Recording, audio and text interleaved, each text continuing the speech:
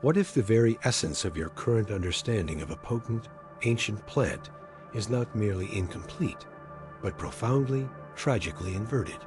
What if the haze you perceive as a mere recreational high is in fact the distorted echo of a primordial spiritual activation, a sacred key once guarded by the wisest initiates, now casually tossed aside for fleeting pleasure? For millennia, humanity has interacted with the consciousness-altering properties of specific botanicals, not as a means of escape, but as a deliberate alchemical conduit to deeper truths. Yet, in our haste, in our modern pursuit of distraction, we have stripped this profound tool of its inherent divinity, reducing a pathway to illumination into a palliative for boredom.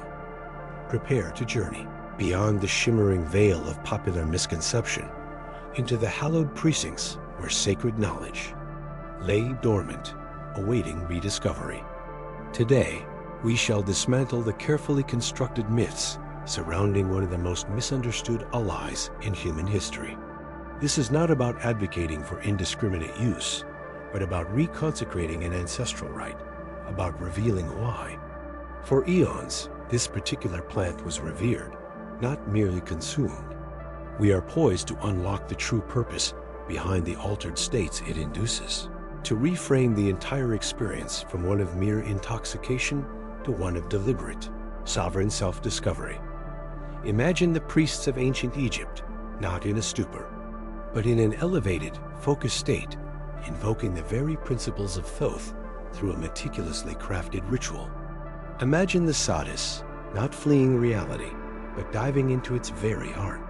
What if the high is not the destination, but the vehicle designed to amplify your body as an energetic conductor, to activate the enigmatic pineal gland, the fabled third eye, allowing you to perceive not merely with sight, but with gnosis? This is the revelation we stand to reclaim, a precise methodology rooted in intention and ancient wisdom that transforms a casual habit into a powerful instrument for healing, for processing subconscious shadows, and ultimately for achieving unparalleled personal sovereignty. This esoteric knowledge, guarded for ages, speaks not of getting high in the colloquial sense, but of becoming whole through a profound inner alchemy.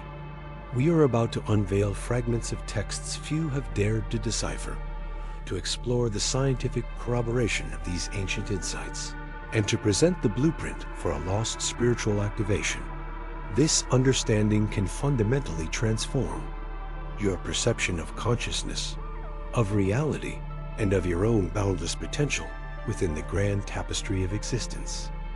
If you feel the resonant hum of truth in these words, if the very idea of reclaiming such potent wisdom ignites a spark within your soul, then I urge you to take the first step on this path of rediscovery. Like this transmission, share your initial thoughts in the comments below and subscribe to this channel, for this is merely the threshold to an awakening that transcends the ordinary and invites you into the extraordinary. Consider, then, the profound divergence that has occurred, a chasm separating the whispers of ancient seers from the cacophony of modern recreation. What if the very misunderstanding of this plant, now so pervasive, is not a mere accident of history, but a deliberate obfuscation, a veiled attempt to sever humanity from a primal connection to the very source of cosmic consciousness? For centuries, humanity has been subtly, yet systematically, guided away from the potent energetic keys that unlock the doors of perception and facilitate true spiritual communion.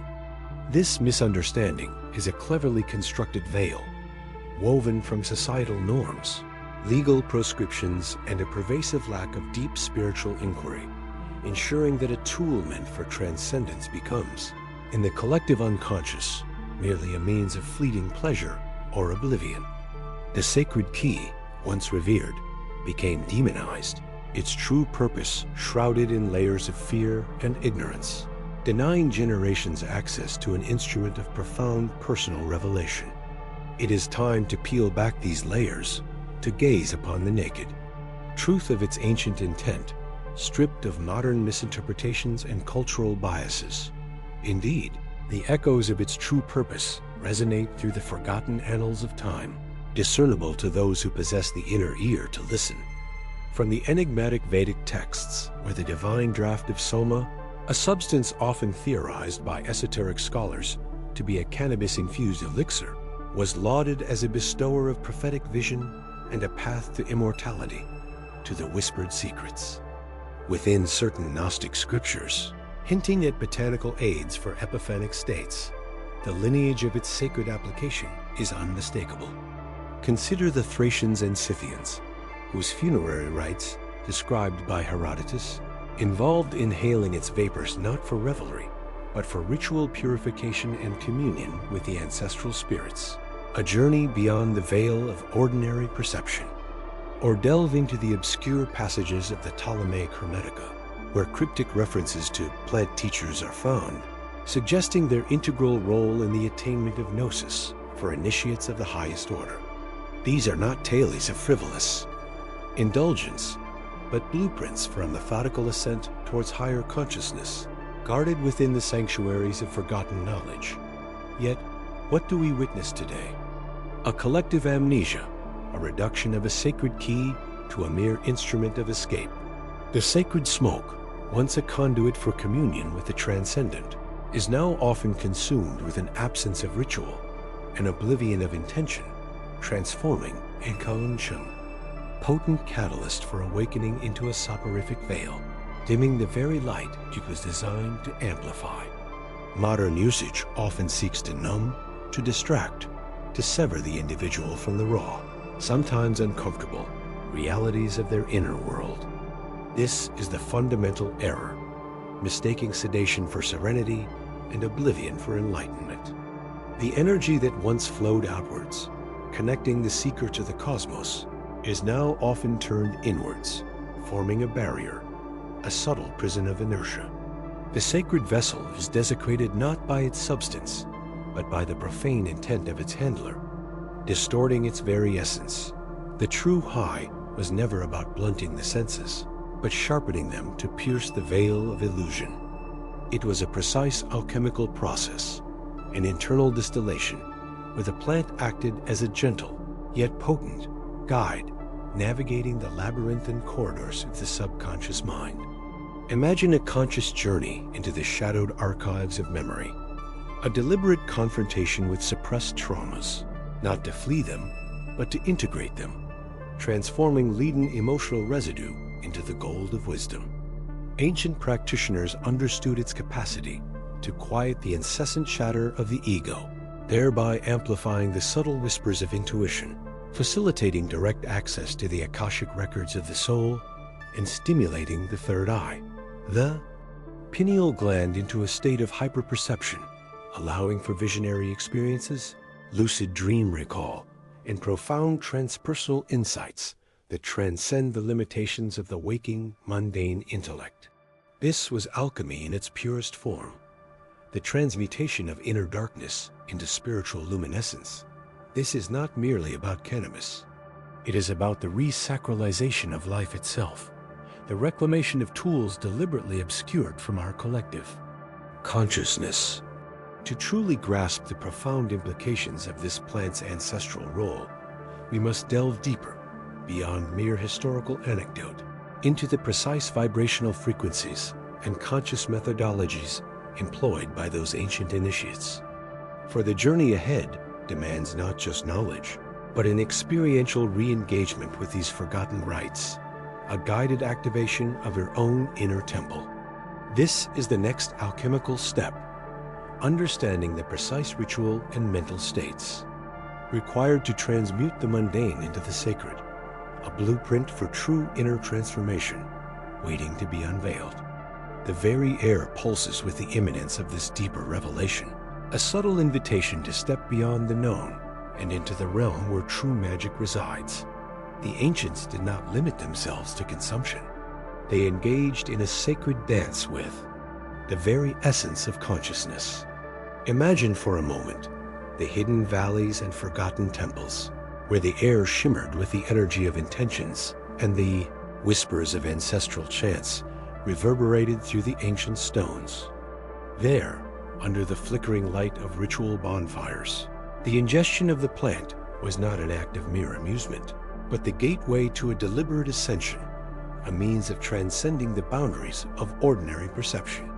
It was a meticulously orchestrated ceremony where the neophyte's mind was prepared through fasting, meditation, and specific chants, transforming the body into a living crucible, ready to merge with the highest frequencies of existence.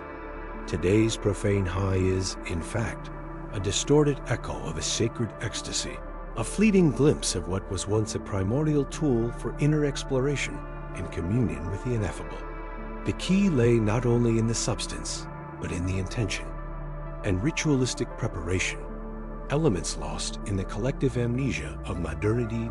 Consider, for example, the enigmatic soma of the Vedic hymns, a substance shrouded in poetic mystery and described not as a recreational intoxicant, but as a divine elixir that expanded consciousness, granting visions of the gods and revealing the very fabric of the cosmos. Or the Kykeon of Eleusis, consumed by initiates of the Greek mysteries in their quest to confront the enigmas of life and death, an experience so profoundly transformative that it reshaped their understanding of existence itself. These rites, often veiled by centuries of esotericism, used these substances not for escape, but for revelation. They understood that ordinary reality is but one of many vibrational frequencies, and that these power plants served as master keys, attuning human consciousness to invisible realms, allowing the veil between worlds to become translucent. History is replete with such whispers, from Siberian shamans who traveled through the spirit worlds to Egyptian priests who unlocked the secrets of the afterlife through altered states of consciousness. The high, as we simplistically label it, today was for these sages a momentary dissolution of everyday illusion, a maya that blinds us to the true multidimensional nature of reality. It was an unveiling of layers, a glimpse behind the curtain of consensual reality, revealing the intricate web of energetic currents, the interconnectedness of all living beings, and the omnipresent consciousness that permeates every atom of Gaul. The universe. It was not an escape, but a deeper immersion in truth. Those who dared to enter this current perceived the unity underlying all diversity, understanding that separation is a mirage and that the individual self is, at its deepest essence, a microcosm of the macrocosm. The experience was not meant to be passive, but a springboard to gnosis, the direct, intuitive knowledge that transcends logic and reason, revealing the universal archetypes and symbolic language of the collective unconscious. However, this journey was not passive. It required a prepared vessel, a purified mind, clear intentions, and a tuned body. The alchemist's ars magna, often veiled in chemical metaphors, actually described the inner work necessary to transmute raw psychoactive experience into enlightened consciousness. Certain ancient scrolls, whispered in hushed tones within esoteric circles texts, such as the fragments of the Lapis Veritatis, reputedly from pre-dynastic Egypt, or the obscure Book of Whispers, originating from the hidden monasteries of the Himalayas, speak not of a plant's inherent power, but of the conscious alignment of mind, plant, and cosmic rhythm. This trinity was the key to unlocking portals of supersensory perception, transforming the physical act into a spiritual elevation, a veritable laboratory for the transmutation of the soul, where the lead of ignorance was converted into the gold of savoring. Thus, the cheap recreation we observe today is but a faint and distorted echo of a meticulously crafted and spiritually significant activation. It is a mere shadow of what was once a fundamental pillar of human spiritual evolution, a direct path to knowing the cosmos not through intellectual abstraction, but through direct, visceral revelation. To reclaim this lost art is to embark on the next stage of alchemical transformation, to learn the forgotten keys, the precise energetic blueprints, the very sonic frequencies and geometric patterns that transform a simple plant into a direct conduit to the divine. This wisdom, long dormant, now stirs, inviting you to discern the genuine from the superficial, to awaken the ancient practitioner within, and to prepare for the deeper mysteries that lie just beyond the veil of ordinary perception, waiting for you to unravel them with bated breath. On the threshold of new understanding, let us, therefore, delve into the depths of history, where the mists of time dissipate to reveal once veiled truths, and curiosity becomes the lantern to forgotten mysteries. We walk along the banks of the Ganges and the heights of the Himalayas to encounter the silent masters, the sadhis of ancient India. For them, cannabis, known as bhang or ganja, was not a mere mundane herb, but a sacred instrument, a balm for the soul and a catalyst for spiritual asceticism. Far from a futile sensory delight, the plant was consumed with reverence and purpose, serving as a vehicle that transported the mind beyond the illusions of samsara toward union with the divine. The immutable Brahman. The Shaivist tradition, in particular, revered Shiva, the destroyer and transformer, as the Lord of Bhang, attributing to him the consumption of the plant to achieve states of deep meditation, the annihilation of the ego, and the perception of cosmic unity. This practice was not arbitrary. It was a vegetal link that allowed practitioners to transcend the duality of existence, a portal to Mahasamadhi, the great ecstasy, where individual consciousness dissolved into the cosmic ocean of supreme reality.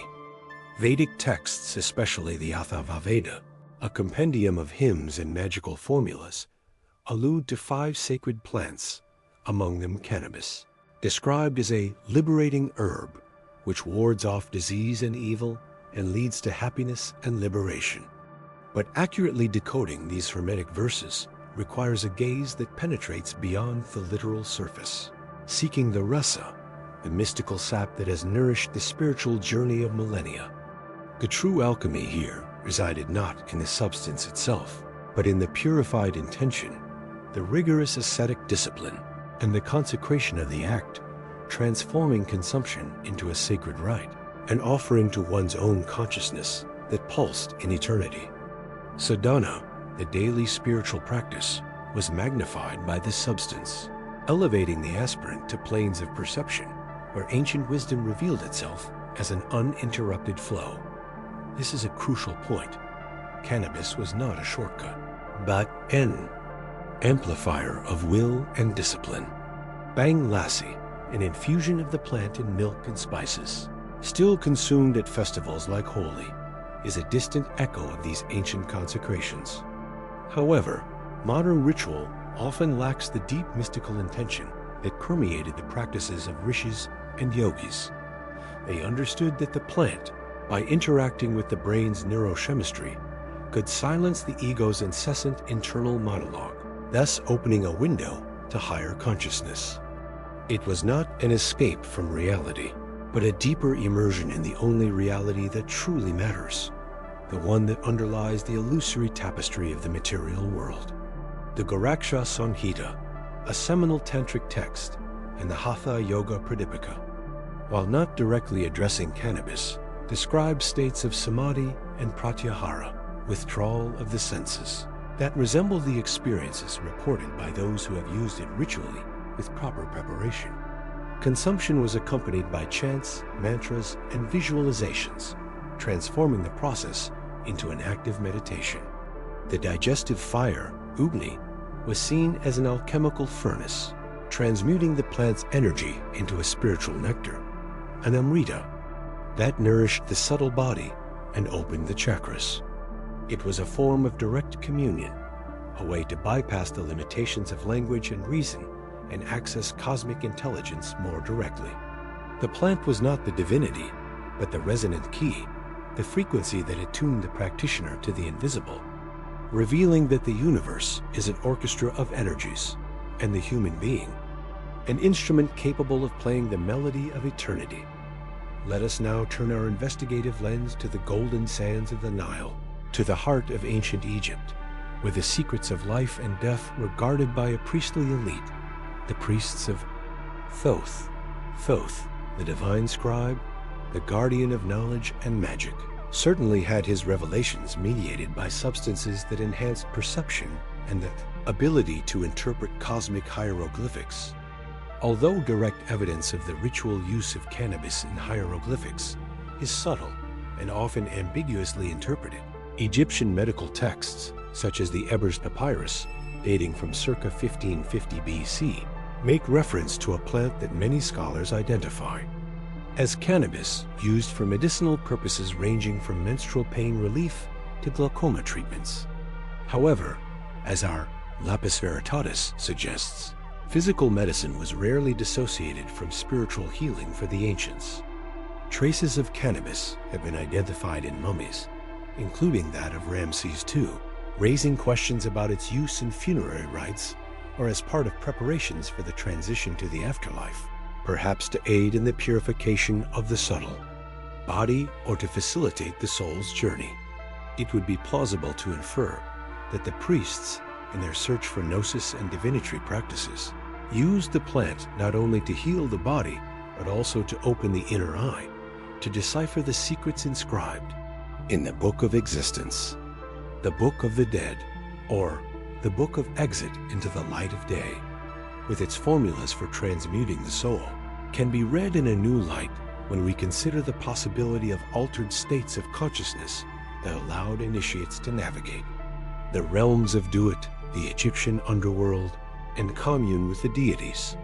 And what about the scriptures that formed the basis of the great Abrahamic faiths? The idea of cannabis in biblical texts may sound shocking to the modern ear, but a closer look and an open mind to reinterpreting the symbols can reveal surprising connections. The key lies in the Hebrew word kane basum, translated in many versions of the Bible as fragrant reed or calamus. However, a line of academic research, pioneered by Sula Bennett in the mid-20th century, suggests that kane basum, also written as kane bosum, actually refers to cannabis. This substance is mentioned in the book of Exodus 30-23 as one of the essential ingredients in the holy anointing oil used by priests to anoint sacred objects and individuals, giving them power and holiness. If kane basum is cannabis, then the very act of anointing, a central rite in the investiture of prophets, kings, and priests, carried a psychoactive component that could facilitate states of prophetic ecstasy and divine communion. One imagines the Hebrew prophets, such as Isaiah and Ezekiel, not only in trance, but perhaps aided by this herb that inspires, to receive visions from the Almighty. This perspective prompts us to question dogmatic narratives and recognize that the paths to the divine, even in the most familiar traditions, may have been more multifaceted and less literal than we have been taught, pointing to an internal alchemy that was as crucial as the external observance of the law. It is clear, then, that in cultures as diverse as mystical India, Hermetic Egypt, and the biblical lands, the use of plants with consciousness-altering properties, and specifically cannabis, was an integral part of sacred rituals. It was not about intoxication, but about sacred intoxication, a means of transcending the ordinary and accessing the extraordinary, of moving from the profane to the sacred. Ancient wisdom, encoded in myths and rites, reveals that the path to enlightenment often involved a conscious alteration of perception, allowing the human mind to attune to cosmic frequencies. This is the essence of inner alchemy, using external elements, be they plants, sounds, or rites, to catalyze an internal transformation, a purification, an expansion of consciousness. Cannabis, in this context, was an agent of gnosis, a facilitator of direct insights and spiritual revelations, leading the practitioner into an intimate dialogue with the great mystery. The real question, therefore, is not whether the plant was used, but how it was used, and what we can learn from these ancient masters about the art of aligning human physiology with divine currents. For if the plant was a key, who were the blacksmiths capable of forging this key? And what were the locks this key sought to open? These mysteries propel us to the next threshold of the journey, where we will unravel the specific rituals and precise intentions that transformed a mere herb into a portal to eternity. Waiting for you to venture deeper into the archives of time. We now reach the most sacred threshold of our investigation: intention. For my dear seekers of truth, the plant itself is but a mirror, and what it reflects is the inner landscape of those who dare approach it. Ancient traditions, engraved not on parchment, but in the very fabric of the ether and in forgotten rites, whisper that cannabis was not merely consumed, it was invoked. The difference is abysmal, a dividing line between the trivial and the transcendental. When intention is devoid of reverence, when the heart is not aligned with a higher purpose, the seed of perception is lost in the infertile soil of confusion, generating only mental fog, an even denser veil over the eyes of the soul. It is the alchemical ignition of focused will that transforms the raw material of experience into the gold of wisdom, not what the ancient masters understood. And what modernity in its blind haste has forgotten is that the preparation of consciousness is as crucial as the substance itself. It was not a casual act, but a meticulous ritual, preceded by purifications, meditations, and chants that raised the practitioner's vibratory frequency. The Papyrus of Ani, while not mentioning cannabis directly, details rituals of opening the mouth and opening the eyes, symbolizing the preparation to receive the truth. Similarly, in Siberian shamanic cults, the ingestion of entheogens was always part of a complex system of beliefs and practices, where the shaman prepared for days fasting and chanting, so that the plant would be a vehicle, not a destination. Without this attunement, without this reverence for plant intelligence and cosmic purpose, the plant, from a catalyst for gnosis, degenerates into a mere agent of escape, inducing a torpor that distorts rather than reveals. This is the essence of inner alchemy, not just the transformation of metals, but the transmutation of consciousness. Pure intention acts like alchemical fire, refining the raw material of perception into pure essence, an elixir of lucidity that unveils hidden mysteries. Inattentive use, on the other hand, disperses energy, creates dissonance, and obstructs the subtle channels through which higher wisdom flows. It's like trying to use an astrological chart without knowing your own date of birth. The symbols exist, but the reading is chaotic and meaningless, leading only to spiritual blindness. The plant, in this careless scenario, only amplifies the pre-existing disorder in the mind, like a megaphone echoing internal noise, rather than a tuning fork tuning the soul. Veiled warnings about profane use abound in various archaic traditions, even if not explicitly addressed regarding cannabis. Apocryphal Gnostic manuscripts, for example, speak of the drunkenness of ignorance that imprisons the soul, contrasting it with the drunkenness of truth that liberates. These passages, though allegorical, resonate with the idea that an altered state of consciousness, when misdirected, can lead to delusions and an even greater disconnection from spiritual reality.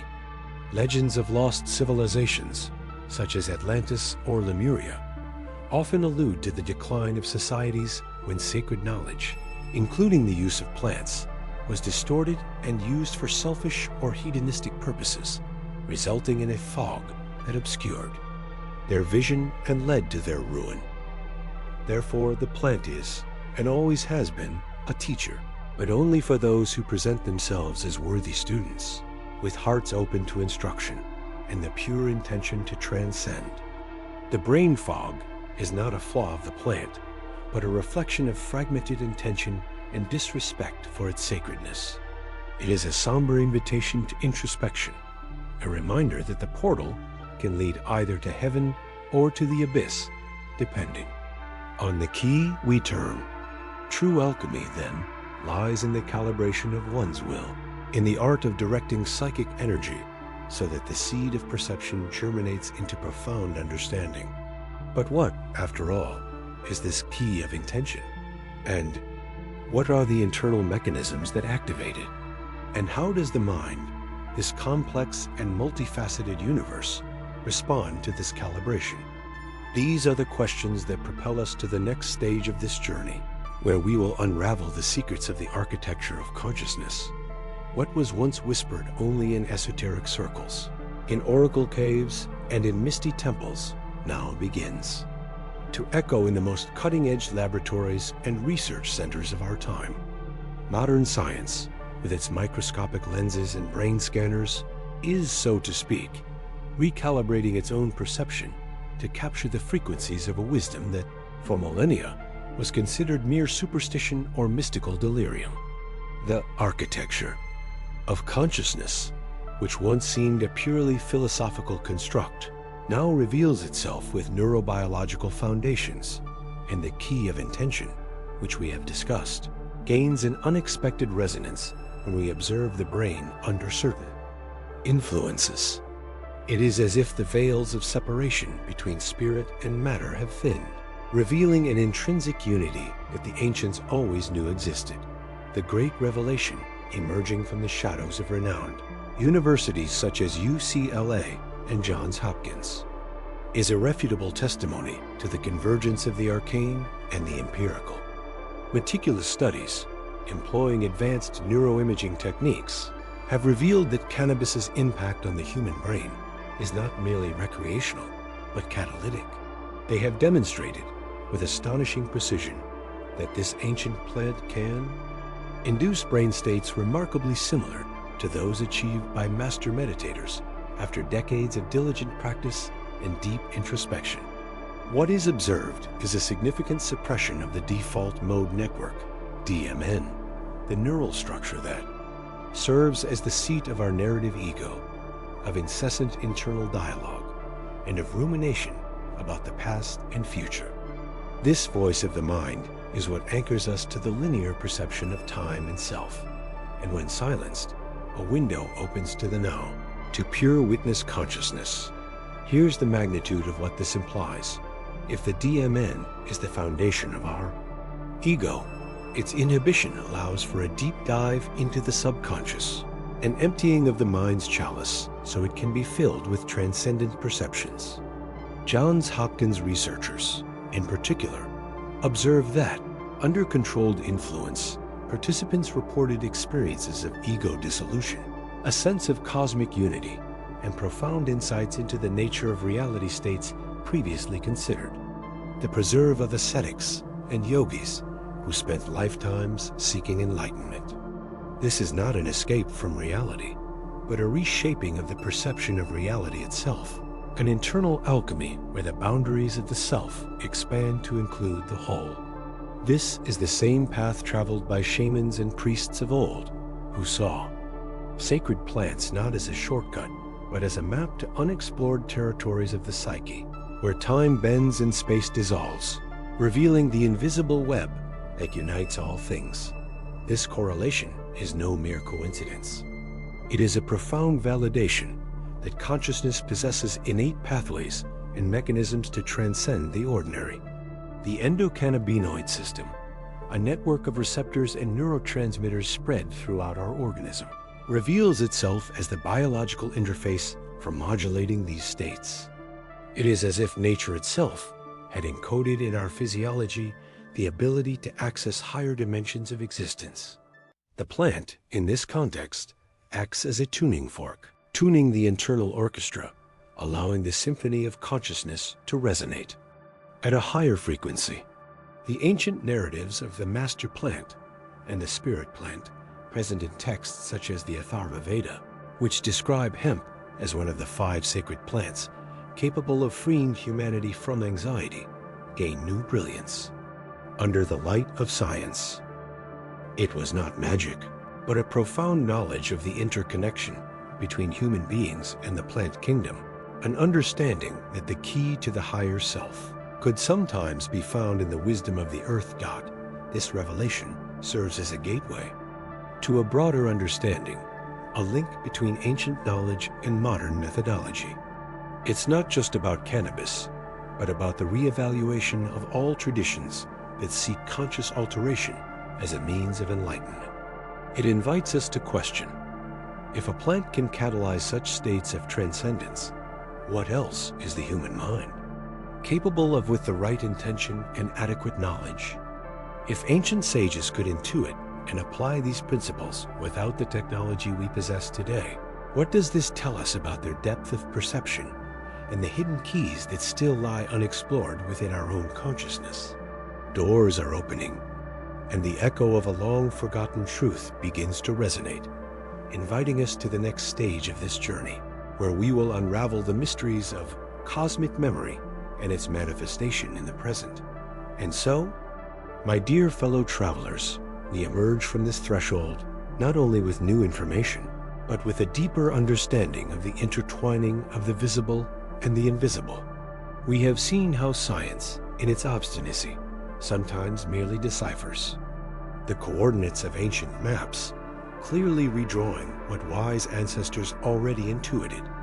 The true epiphany lies not merely in a plant's ability to realign our neural circuits, but in the revelation that consciousness itself is an unexplored inner firmament, a vast realm whose constellations can be illuminated by beacons that have always been around us, awaiting the discerning eye.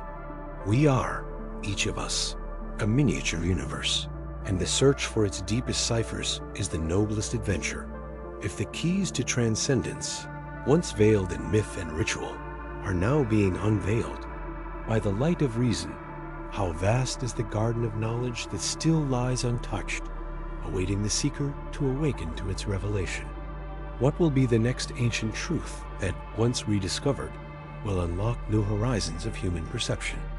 May this flame of knowledge, now lit within you, inspire you not only to reflect, but to act. Share this perception, extend this light so that it may reach other hearts eager for truth, for it is through sharing that the flame multiplies into an ocean of light. And if the echo of these words resonates in your soul, if the call to unravel the arcana of existence seduces you, join our fraternity of seekers. Subscribe to this channel, and together we will unravel the mysteries that permeate the fabric of reality. There is still a veil to be lifted, a new portal to be passed through, to deepen your journey and unravel the mysteries of cosmic memory and its resonance in the present. Click on this new portal that now appears on your screen. May your path be illuminated